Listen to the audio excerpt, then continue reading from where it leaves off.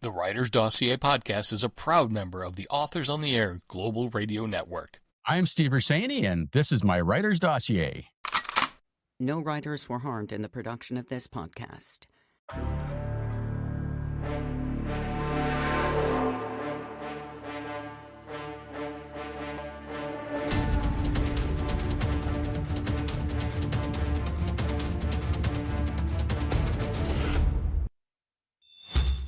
Hey, everybody. Welcome back to the Writer's Dossier podcast. I'm Jeff Circle, and you've caught us here in the Dossier podcast studio, writer's room, and occasional speakeasy. And today, I have the distinct pleasure and honor to have my friend on, Steve Urszenyi, all the way from Canada. He is the author of Blood Oath right here. Steve, how are you, my man? I'm great, Jeff. How are you? I'm doing great. Thank you for coming on. And folks, hop on YouTube and go to /@JeffCircle. You'll see this beautiful cover that I'm holding up, and there are some hints to this cover. Dude, your covers have been great. Oh, yeah. I couldn't be happier. And I mean, you've got them all lined up behind you there. Perfect Shot was the first one, Out Cold and Blood Oath right there. Man, the theme is fantastic, but when you really look into this, you see some hints about what's going on, and I like it. I like it. I like it a lot.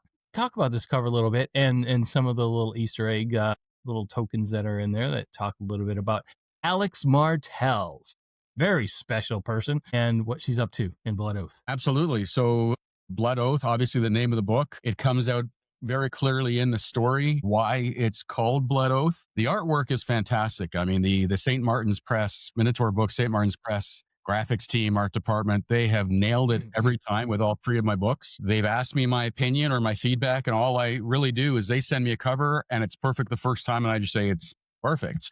Blood Oath is awesome because it continues the theme, the graphic design theme, but it also has a nice image of Alex centered in the O of the title and featuring her sniper rifle prominently. Yeah, the O of Oath. Yeah, exactly. The O of Oath. And I'm so thrilled that they took some imagery from Africa, and really, this could be anywhere we traveled when we were in Tanzania, the Ngorongoro crater, the color of the earth, the color of the grass, the hills behind. I have photographs that look just like that. As a matter of fact, I made up some bookmarks using my own photos, and you can see the same colors that they used.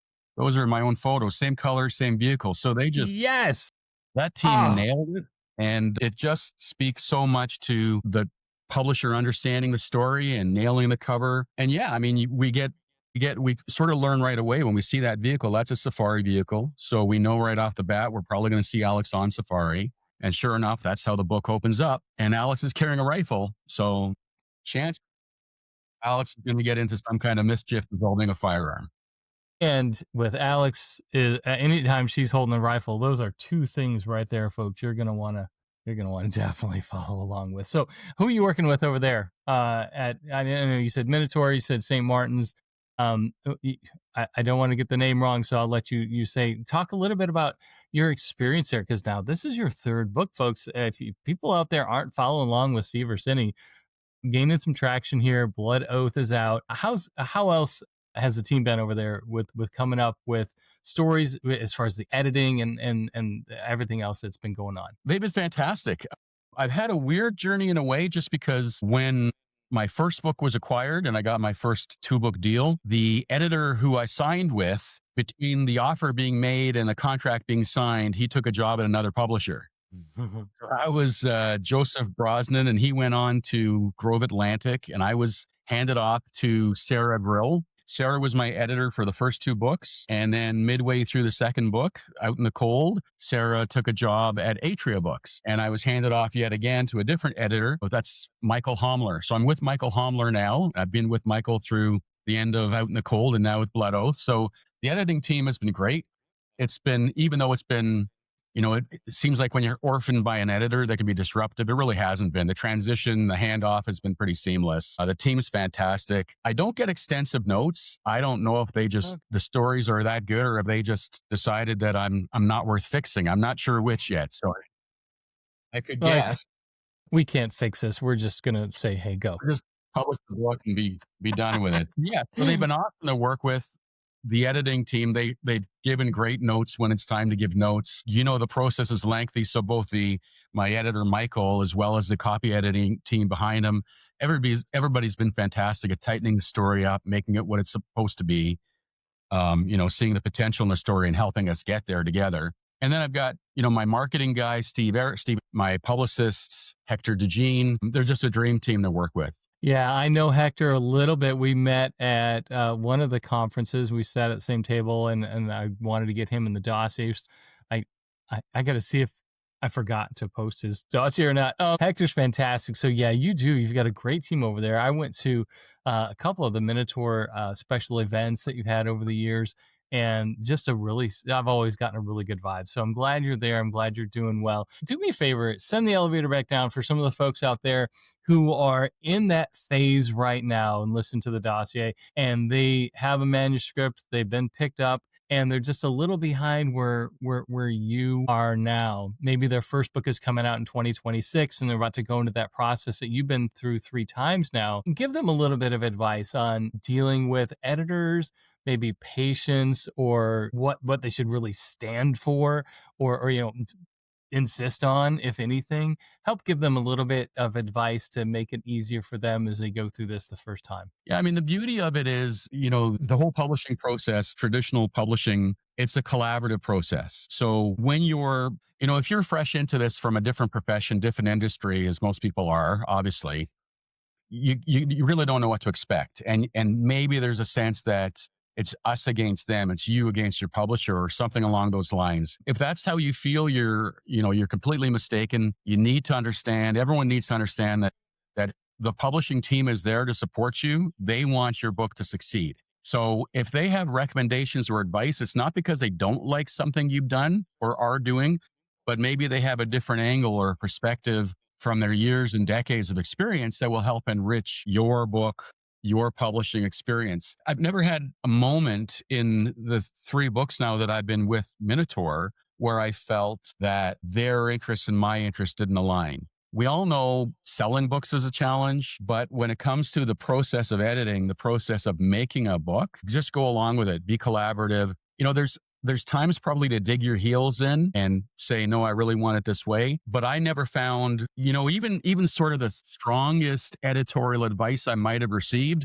And I'll tell you what it was. In book 1, Perfect Shot, there was a passage where Alex is on a subway. She's on the tube in London. And as she looks around at the people seated on the train around her, they're all head down, reading their phones, the way we all kind of sit, just scrolling endlessly, mindlessly. And she comments about how, they're all sheep and they wouldn't know danger if it jumped up and bit them in the arse or whatever it was she said. So when I got the edits back from Sarah, my editor at the time, her comment in the margin was very simple, very straightforward. She said, "You just insulted 90% of your readers. Was that your intention?" Wait, She didn't say, "Oh, scratch that out. That's terrible. That's awful. You can't say that." She just brought it into perspective for me as to how it would be received by the reader. So, and when they do that, and when I read that, there's times when you need to go dark in your writing and you scratch at scar tissue. You might wrap around your soul for protection if you've been in the military or emergency services for decades, like I have. So sometimes when I go dark, maybe I go a little bit too far. So Sarah she was on the back of the horse, kind of pulling the reins and reining it in. And it just took that comment for me to read it and recognize, yeah, she's right. I went too far. You could say the same thing without being insulting. So ultimately, I guess what I'm saying is, remember, it's a collaboration between you and your team, and they want what's best for your book as much as you do. Don't take anything personal. For sure. Okay. Well, folks, there you have it from Steve Urszenyi, author of Blood Oath, this beautiful book here, coming out November 18th. Are we still on track for that day, brother? Absolutely. Fantastic. You can grab it wherever you get your books, and also go to steveurszenyi.com. Hey, dude, you've been doing a lot of cool stuff with Substack, and specifically this book and how your personal experience in Africa really lends itself to, one, I'm looking forward to a real big piece of authenticity, having been there, boots on the ground yourself. I've been to Africa too, and it's not the same as you think. When you get there, all of a sudden it's real and unlike any other place, really. And you saw some really cool stuff. So share with us the series that you've been posting about Africa and how that timeline works with you writing the book and you coming up with things about your experience there versus when it went into the book and how that helped. Yeah, completely. Lynn and I went on safari in 2019, which was really lucky. It was June, so it was 6, 7, 8 months before the pandemic kind of closed the world down. So we were really lucky. This had been a lifelong dream for Lynn in particular, my wife. I'd always wanted to go, but it was really something in her heart she wanted to do. And we kept putting it off, finances, raising kids, all that. So we went and finally in 2019. And thankfully, when we go on big journeys, whether it's cross-country journeys on the Harley or whatever it is, Lynn keeps a daily log, a journal. And I cheat a little. In the newsletter, I say it's kind of my journal, whatever. But really, I'm cheating because I'm taking poetic license a bit because it's Lynn's recollections. And I read her notes on our safari and I remember what it is we did. So when I was researching Blood Oath, I didn't know at the time I was going to write a book. I thought I would like to, but I hadn't figured out yet how I would translate my experience in Africa, our safari experience, into an Alex Martel story, thriller, or some other story. But then it seemed to be the natural progression in the Alex Martel series to do that. So it was nice because when I was going through the notes, it just brought it all back. The sights, the sounds, the smells, the incredible variety of wildlife and animals, the people. And I thought, the best way to bring the reader into that world and help them prepare for the book rather than just have them jump into the book is to give them a taste of what it was actually like for me, what those experiences were that informed the story. So rather than going in cold to Blood Oath, which of course they can do, I thought, well, if they have a taste of what I experienced as the author, just as a regular Joe tourist guy, on safari, maybe that would enrich their experience reading the book. So I formed this idea of creating this 8-part series leading up to the publication of the book. So I think this morning, I'm not sure when you're going to post this video, but this morning, I think part 6 came out. So there's a couple more to go, but it's my way of bringing the reader into that world kind of as a precursor or initiation into the story that Alex is part of. Well, folks, barring any technical difficulties or AWS outages, today is November 10th. Steve's book comes out in a week, and we're recording this a week earlier than that. So all that aside, the Substack series that you've been doing about Africa is really fantastic. And folks, you have time now to go back and before the book comes out, to look at Steve's pre-stories about Africa and his experience there and read those. And there's some great pictures. Like you said, it is so cool that you put one of your own pictures on your bookmark and then it just matches up perfectly with the cover colors and everything else. So folks, go to Substack, check out Steve, what he's doing there. And not a lot of people get a chance to go to Africa. I mean, it's a big trip. I mean, what was the biggest thing about Africa that made you go, wow? Oh, I know it's hard to pick the biggest thing, but something that you put a lot of that in the book. And, Alex Martel she's doing some crazy things all over there. And I'm thinking, I immediately start thinking of Angelina Jolie in one of the Tomb Raiders when she's going across Africa. It was really cool. I mean, did you have your own experiences conflicting with other things, or what really stood out that you like, I've got to put this in a book? Or the this is most really cool. amazing thing to me was just the variety of wildlife and the amount of wildlife. And Tarangire, so we visited, I don't talk a lot about elephants in the story. They don't really come up. I'd mentioned giraffes and other wildlife, but the experience of being in a refuge, not an elephant refuge, but an actual wildlife park, a national park where all these animals exist and accept you because of the way the safari vehicles are non-threatening to the animals. So the fact that you could drive through, number one, they don't see you as prey, thankfully, because don't step out of the vehicle though, because now that's a different kettle of fish. But when you're in the vehicle, they don't see the vehicle as a threat. They don't see it as prey. So you have this opportunity to literally drive through, or at least stop as a pack of elephants wraps around you, or giraffes wander past at 18 feet tall, or lions literally walk past and kind of look up at you. Now that's a 500-pound predator staring you eye to eye from 6 feet away. It's mind blowing how close you get to the wildlife and not be eaten. It's just fantastic. The other thing that really struck me was we were there just after the rainy season, so before everything turned dry. So the colors were amazing. The lushness of the vegetation was fantastic.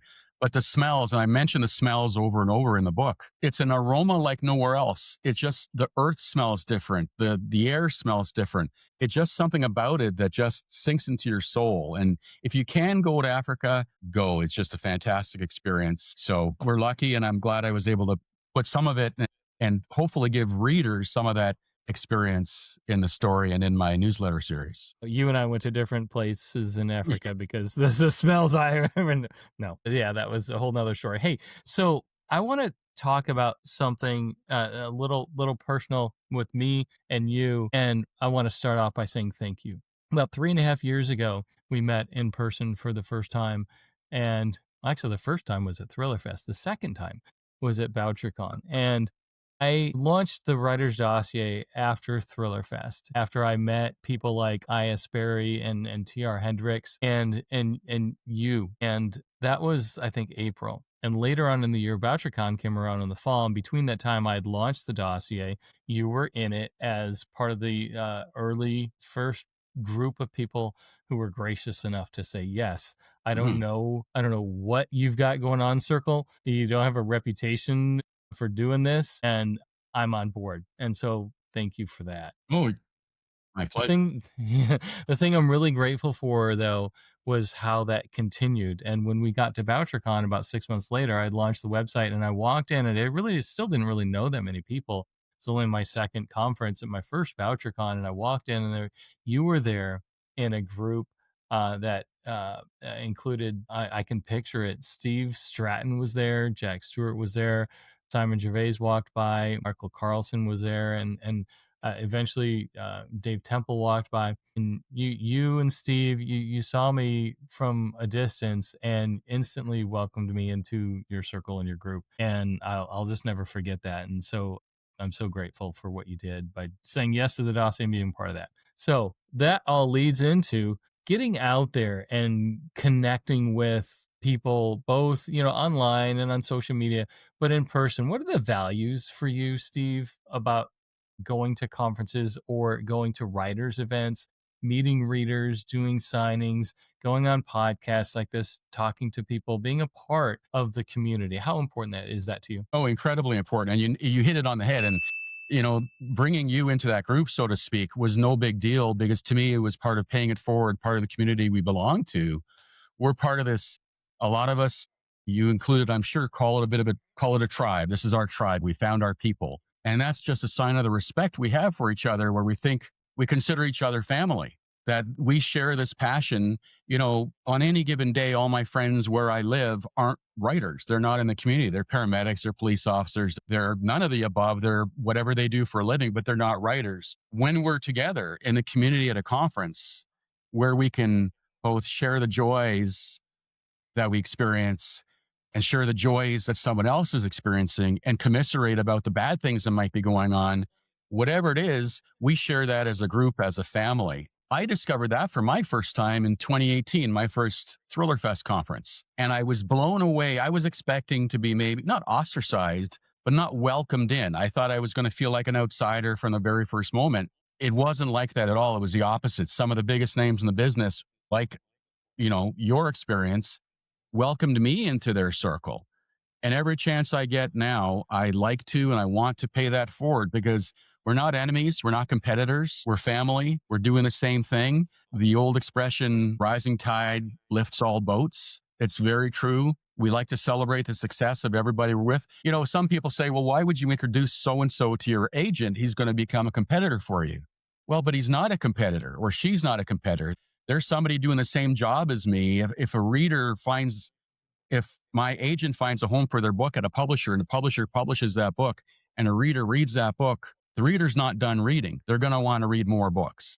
So, it would be a shoot yourself in the foot mentality if we didn't do that. But beyond that, the thing I like about the conference is, aside from, I haven't even mentioned the learning aspect, and that's kind of telling about because there's a lot of learning that goes on. But the biggest thing I find from Thriller Fest and VoucherCon is the opportunity to engage with your readers, meet them, get feedback from them, share their enthusiasm for your book, and even hear what else they like to read. But really, it's about the joy I get from networking with my own people and sharing. It's true, sharing the successes. It's just nice to be part of a friendly community. We talk about books, we talk about reading, we talk about the business. So we stay away from the things that might divide us, and we come together with the things that bring us closer together, which is reading and books. So that's what I love about it. That is so well put. You nailed everything. So folks, if you ever get a chance to go to a conference, get involved and be a part of the community. And when you're out on social media, you can still get to know people that way too. Follow along in their journey, whatever the point they are. Don't just shoot out pictures of your book cover. Actually comment in conversations and get involved in posts and DM just about anybody. I don't think there's been anyone who hasn't responded to any of my messages, whether it's a question or what do you think of this? Everyone's out there to help, and Steve's been really great at that. Steve, last question for you here on this episode of the Writer's Dossier. You started with Perfect Shot. When did you start writing that? I want to think like 18, 19. So Perfect Shot, I started writing January of 2020. Okay. All right. So at that point, you were still working full time.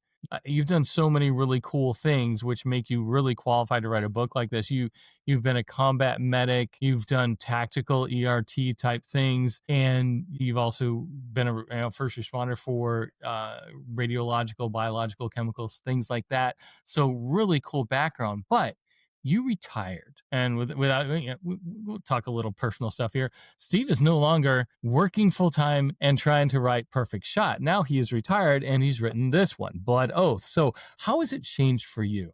Thinking back to that first book to now, it's like Steve's just sleeping in until 10:30, going on a motorcycle ride. Then he's going to go tinker around and write a couple pages, and then smoke a brisket or something. It's like, how's it different for you now? Well, if you go back before Perfect Shot was actually my second book in the Alex Martel series. So the first one, if you go back further, between 2014 and 2017, I got halfway through the first book one, which is in a binder over there called By a Long Shot.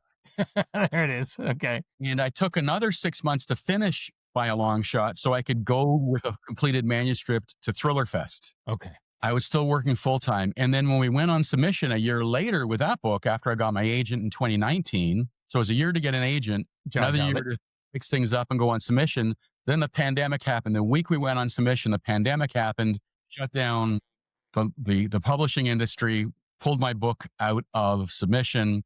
And I had already started writing book 2. I was still working full time. I'd been full time with the first book. What changed was having the contract. I mean, finishing Perfect Shot, I didn't have a contract, but then suddenly I did. I had a 2-book deal. I was no longer working full time as something else. Now I was a full-time writer. And when people think, oh, you're a full-time writer, like you said, you can go smoke a brisket. That doesn't happen because now you've got a deadline. And now there's all these other distractions, the marketing, see what everybody else is up to in the business. I mean, you get busy and then you distract yourself so easily. So it's actually, I find it both refreshing, but a real challenge being a full-time author because it's not about carving out time anymore at the end of a workday. Now your whole day is your workday and you got to become efficient at getting the writing done, getting the research done, getting the writing done, getting the business side of writing done. So it's a real challenge. I'm happy I'm retired. When I retired, I was a commander of the province of Ontario's medical disaster response team. And we were deployed constantly for the pandemic. For basically, we'd managed quarantines for the federal government, for the provincial government. We were consulting on all kinds of things. So we were going, it was just crazy in my schedule. So I was ready to retire. But I tell you, it didn't get much less busy once I got a contract and shifted my job to full-time writer. But I'm happy to be in the position I'm in, loving it, Jeff. And what more can I say? It's been a blast. Well, I'm really happy for you. Folks, go out and pre-order Blood Oath by Steve Urszenyi. Follow Steve. Get to know him. Go to Steve Urszenyi, SteveUrszeny.com. Follow him and definitely grab onto that Substack. Steve, which social media outlet should people look for things from you the most? What's the big one you use the most? I would say X or Twitter is the most. and Instagram and Facebook. But I would say Twitter is the biggest one to grab a hold of me at. All right, folks, there you go. Get Steve's new book, Blood Oath. And dude, thanks for coming on the Writers Dossier. It's so good to have you. That cover right there, he's holding it up, folks. Watch this episode on YouTube. Steve's got a little house to work going on there in the background with that shelf. It's looking really good with all his other books. If you haven't read any of the others, you can grab those, but you can also jump right into Blood Oath right off the bat. So grab it now, get it. You're going to love it. Trust me. I have my copy. It's fantastic. Steve never lets you down. Follow him on X and Substack. Steve, thanks so much for coming on the Writers Dossier. It's great to see you again, bro. Thanks for having me, Jeff. Really appreciate it. You betcha. Bye, everybody. The Dossier Podcast is a production of The Idea Academy.